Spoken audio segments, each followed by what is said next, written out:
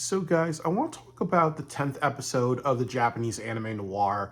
And definitely, this is one of the most interesting episodes of the entire series. And I've kind of mentioned before the episode like 1 through 9 is part 1. And then episode 10 through like 16 or 17, like after the cold blooded killer, this is like part 2 of the anime. And then part 3 is from like 16 or 17 all the way to episode 26.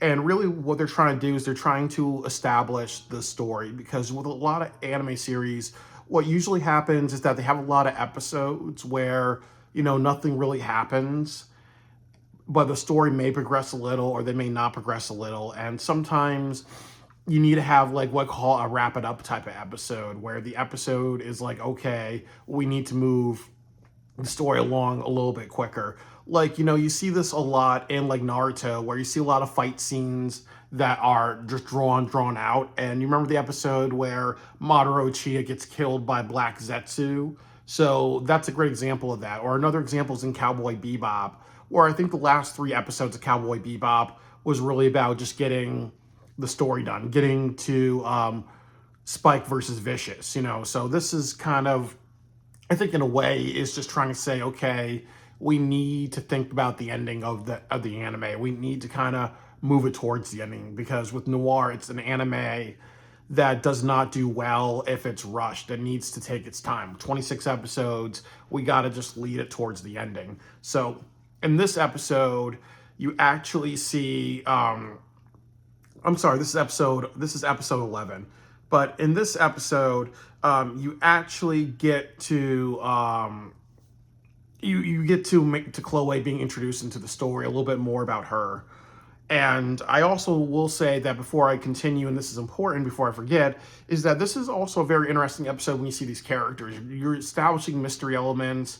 You're establishing that Marielle does have a weakness. She really wants to know a lot about the soul dots, a lot about, who's after her and who Chloe is and other people's roles. She doesn't want to lose her guard, but it seems like, that gets into her head a lot. She's kind of frustrated because she's kind of like the most regular character out of Chloe and Kirika. Like she doesn't come from a she kind of has the best head on her shoulders. She comes more from the real world, where Chloe comes from Altena and seclusion, and Kirika comes from amnesia. So definitely she's responding to like what a real person would respond in this world. Like, who are you, Kirika? Who are you, Chloe? Why are you coming into my house?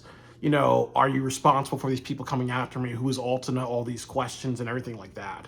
So definitely, it shows that she does have weakness because she doesn't like this impatience. She doesn't like these mind games.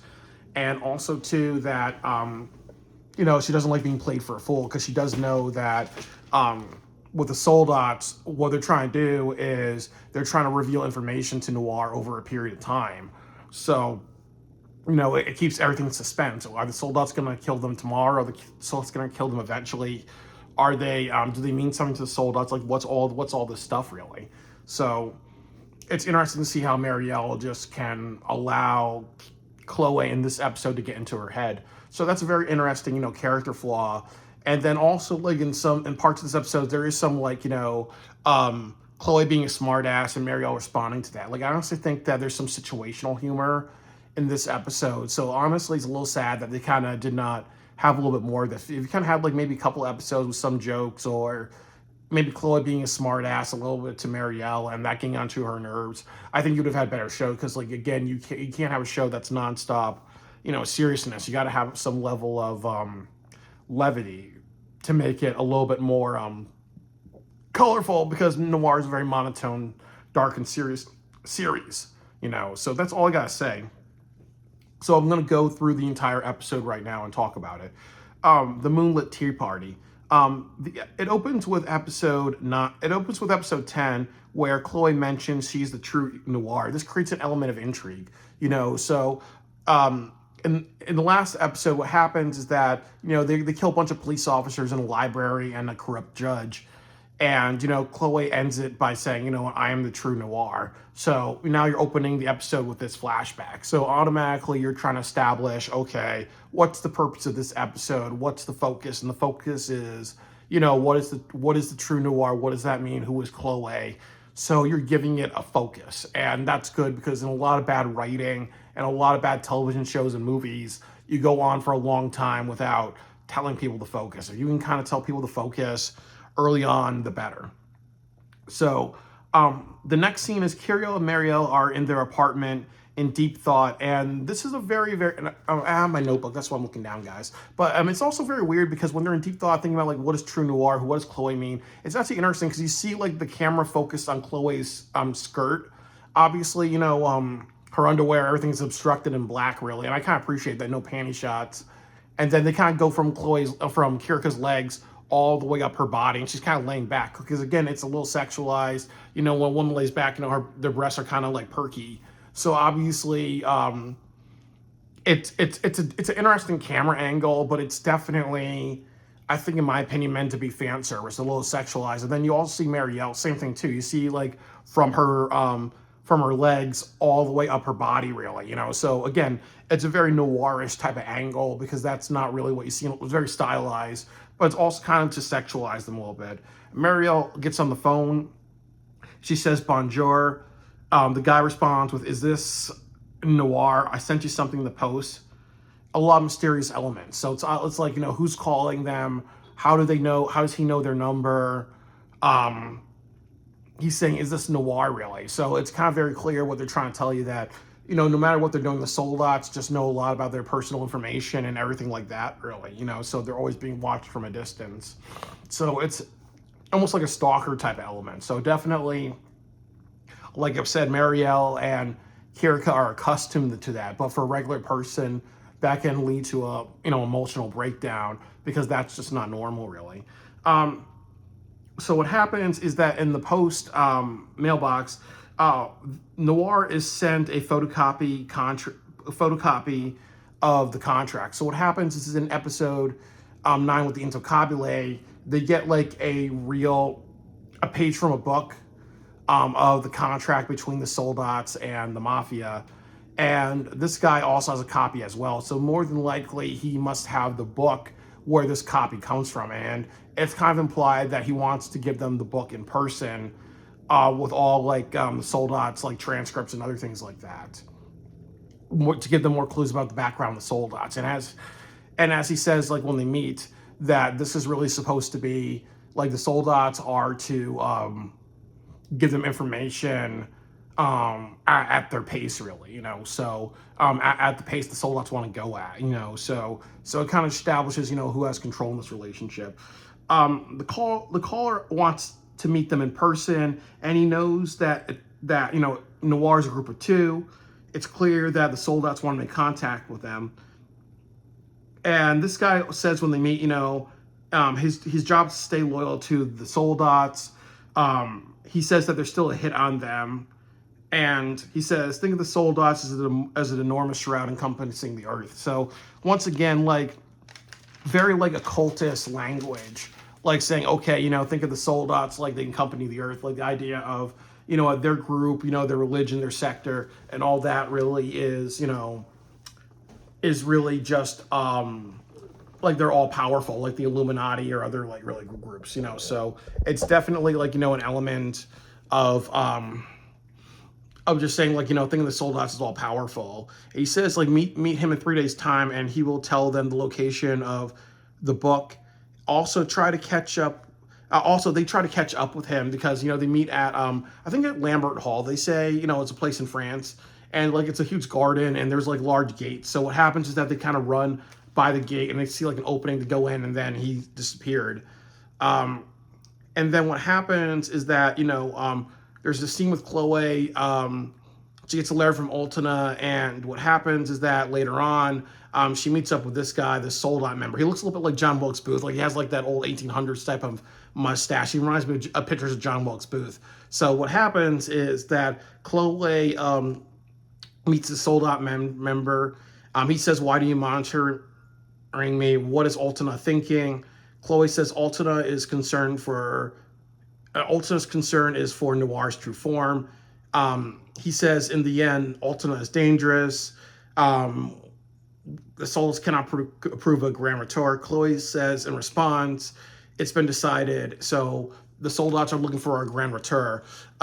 So a little bit about the series, just to make it make sense to people, is the grand retour means that the that there are assassins called Noir, and two of them are going to um, be um, be initiated by the soldats.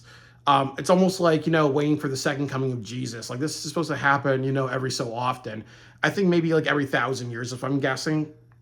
But the Grand Return, what Noir is supposed to be like the prophet. Um, so obviously the way the series goes is the candidates are Chloe, Marielle, and Kirika, but only two of them are going to make it, and the other person has to die, and that's kind of like the ending. And then also, like he's saying too, like obviously the idea of resurrecting a prophecy or deciding that a prophecy is going to come is definitely like dangerous, really. And then it also gives you elements of like, who is this Altena woman, um, who actually voted to decide this, who are the soldats, really. And, this guy has a lot of power within the soldats. He's told to give the book to Marielle and Kirika, that he's assigned to do that, but now Chloe is usurping him. So Altena has her own power. This soldat member and other soldats have their own power. So there is some infighting that happens between what Altena wants and other members of the soldats that agree with Altena, and members who disagree with Altena, and the soldats that are on her side. So there's a little bit of a civil war within the soldats. So it's a really interesting organization. It's not really like flushed out as I'm explaining it within this episode. So at Lambert Hall, Chloe mentions that instead of this guy, there are going to be people that are going to approach Marielle and Kirika in his place. And what it is another soldat group, and they actually go after Marielle and Kirika. They shoot at them. Marielle and Kirika actually kill all of them. There's about 20 people. There's very, very depressing music that's playing in it. And, just to kind of illustrate, once again, depressing anime. And I think that trying to illustrate the tone that, just to feel sorry for our main characters, but also kind of look at this as a sad thing, really. Like, they want to know their past. They want to understand the soldats. They are part of the soldats. What are their origins? So ultimately, instead of getting closure or getting what they want, really, they're just responding to with a bunch of henchmen that want to kill them.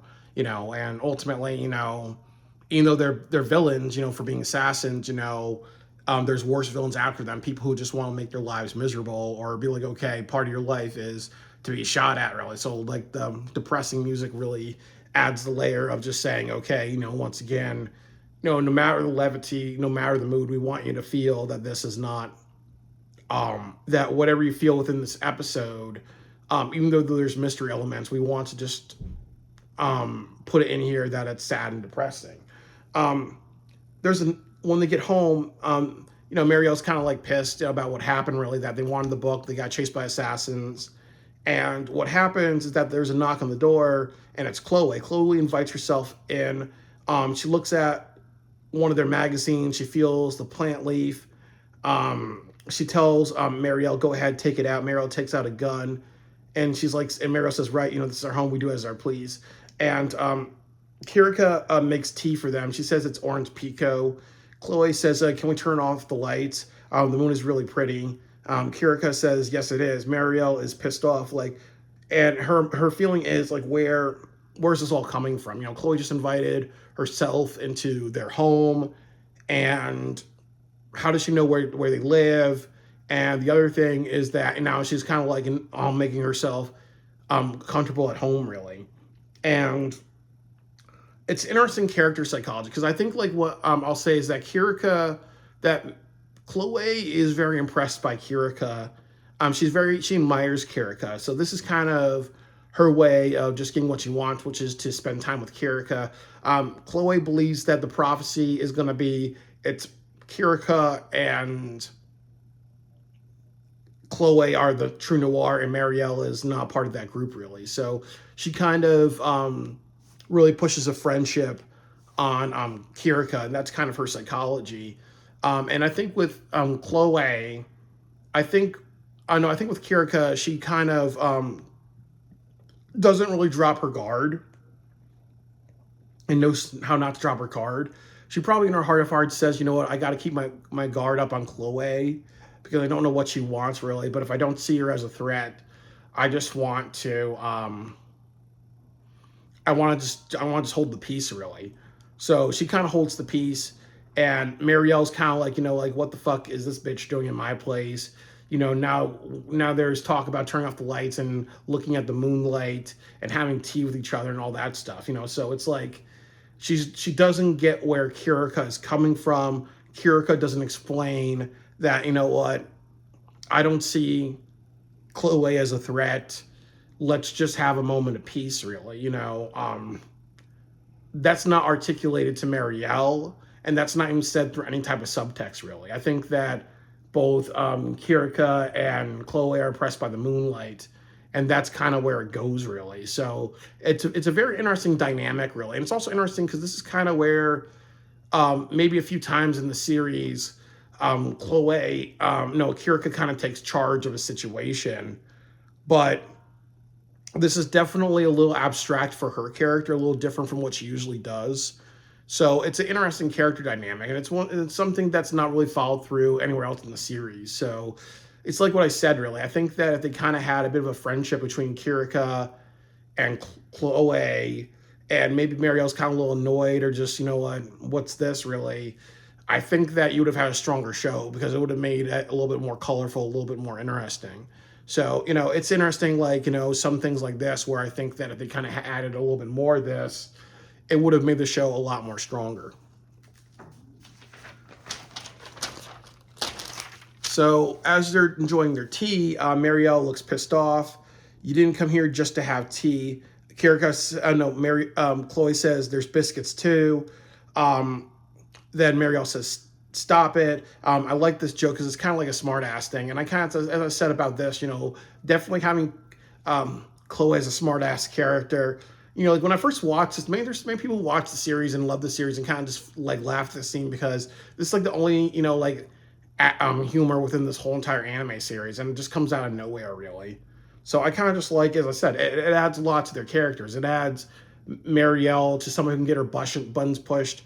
Chloe as somebody who can push Marielle's buttons. So it's good character dynamics because, you got to have characters, show a range of emotions or different like ideas. And also too, if your character's kind of monotone, like Marielle and Kirika are definitely very monotone. Like, they're both serious characters with troubled past and troubled lives, really. So if you had something where Marielle's kind of instigated, it kind of was like, okay, you know what? There's a little bit more to her than just, what we see in every episode,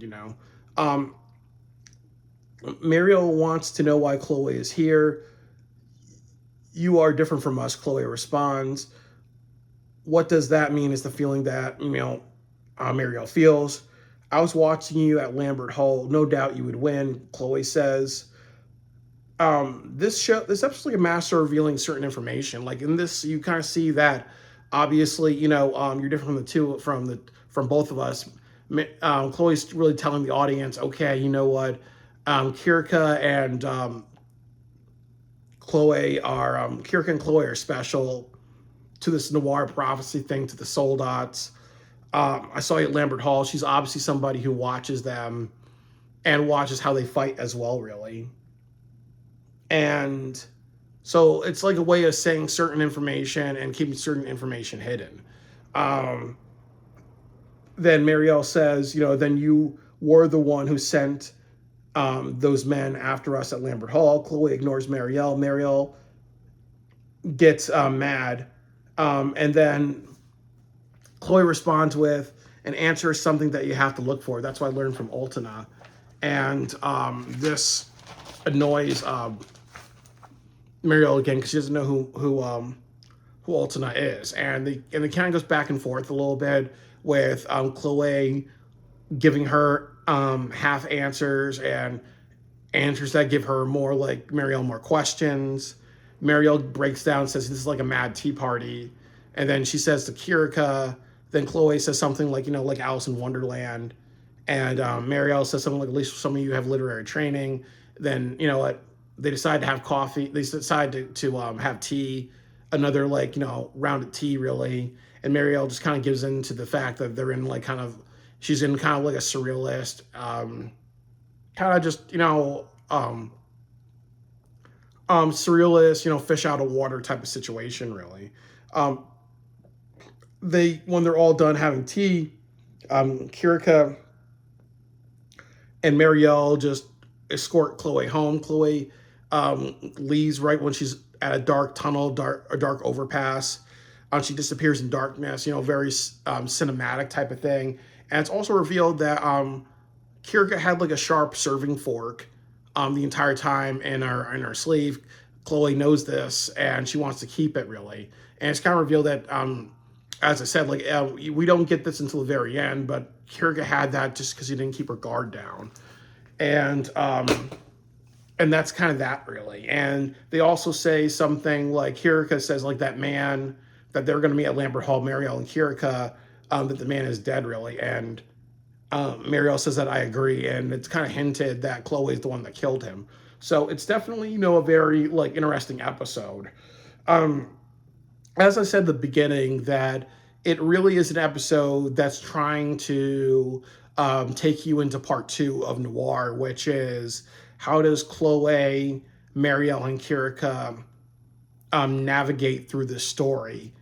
And then the last part of it is part three, which is how does Altina and Kirika and Chloe and Marielle navigate. And the first part is just introducing Marielle and Kirika. So that's kind of really the point of this episode, is just to understand part two, And I also feel that, as I said, I really like the elements of Chloe. Like I think that she's a very interesting character. She's definitely somebody who grew up with Altina and the Soldats, so she has a very interesting look at life, really. And I think her look at life is really that she's part of a prophecy. She's kind of very obedient to Altina. She follows what Altina does without any type of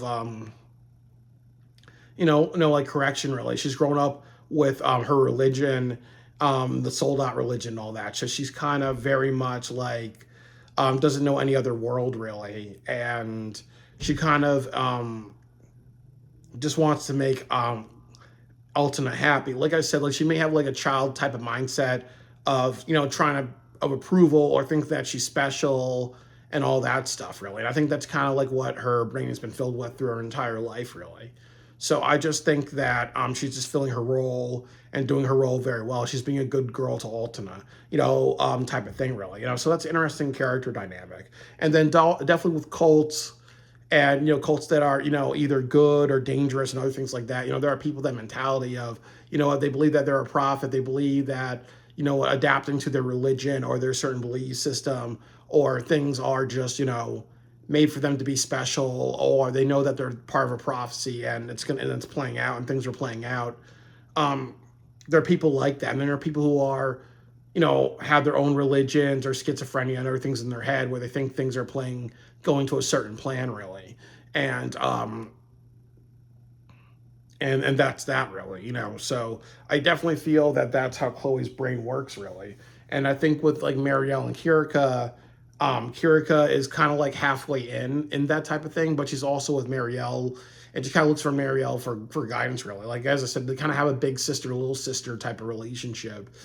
And Marielle, who's raised by her uncle and kind of grew up in more of a real world type of situation, she's kind of like not really involved with the Soldats, but she's kind of learning all the information now, really. So she kind of is like more level-headed because she's not part of like, and she's not really in that secluded type of group, really. So I really just kind of think that that's how I really feel about the psychology of all these three characters. And then when you get to meet Altina, she kind of joins the Soldats, and she's part of the Soldats after a traumatic experience. So maybe she kind of maybe uses the Soldats to kind of overcompensate for what happened in her childhood, which was a sexual assault. That's revealed in episode 25. But this kind of episode, I think, like establishes maybe in a very mysterious and in a type of way of giving you a little, maybe spoon feeding, maybe a little bit of the psychology of Kirika, Marielle, and Chloe and their type of relationship. Like they're all in the end of the day, they're all like assassins, part of the Noir um, a cult, Noir sold out a cult. And then at the very end, only two of them are going to make it. And Ultina is overseeing the ritual. And then the other part of it is ultimately like maybe this is a type of, you know what, calm before the storm type of thing. This is them all having peace. All of them are just like saying, okay, you know what, we're just going to have a happy moment. And I think that maybe that's what Chloe feels, because she knows that Marielle is not going to make it to the end in her head. And then maybe Kirika feels that as well, that, it's going to be, that, what, this is just, maybe she can kind of save both of them and they can all live in peace, like the three of them. I think that's what Kirika feels, but that's just not what happens. And Marielle's kind of like, you know what? I don't know what's going on with this Moonlit Tea Party. I don't get it because I was not in this. And Chloe gets it because she's been in it her entire life, and Kirika gets some of it because she was in it her entire life, and some of it got erased with amnesia. So it's a very interesting dynamic, very interesting episode of setting up other elements within this anime that are going to play out in future episodes.